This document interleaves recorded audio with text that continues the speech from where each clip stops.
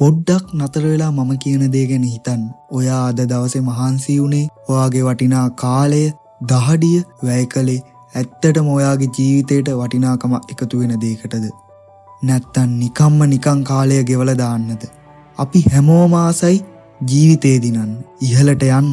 ඒත් අපි හුඟක් වෙලාවට කරන්නේ කිසිම තේරුමක් නැති, අරමුණක් නැති දේවල් පස්සේ දුවලා අපේ වටිනා දේවල් නාස්ති කරගන්න එක. අද මට ඕන ඔයා එක්ක ටිකක් කතා කරන්න. ඔයාගේ ඇතුලේ ඉන්න, ඒ නිදාගෙන ඉන්න දැවැන්තය නැගිට්ටවන්න. ඔයා කවදා හරි කැලේ රජා දිහා බලලා තියෙනවද? ඔයා ඒ රජා ගැන දන්නවද?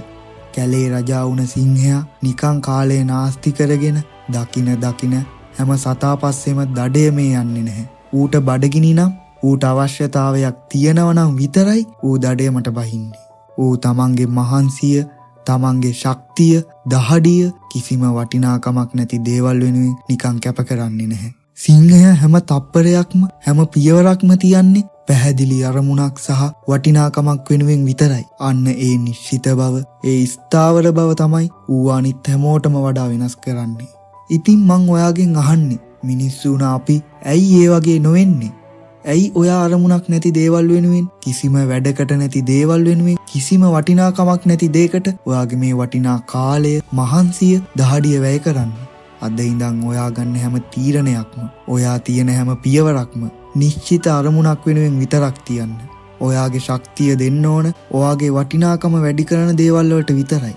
ඔයාට තේරුමක් නැති තැන්වල, ඔයාගේ යගයක් නැති තැන්වල ඔයාගේ ශ්‍රමය නාස්ති කරන්න එපා. මතක තියාගන්න, සිංහයා කැලේ රජා වුණේ ඌ ශරීර ප්‍රමාණයෙන් ලොකුම සතා වුණ නිසා නෙමෙයි. අලියා ඊට වඩා ලොකුයි, ගිරාෆ් ඊට වඩා උසයි.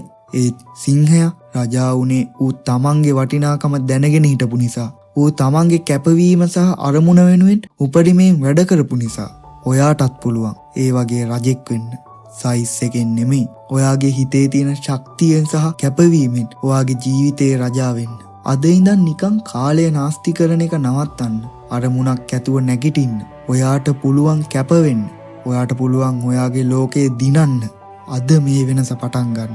මේ අදහස ඔයාගේ හිතට තදින්ම දැනුණ නම් අද ඉඳන් ඔයාගේ ජීවිතේ වෙනස් කරන්න එක පියවරක් හරි තියන්න.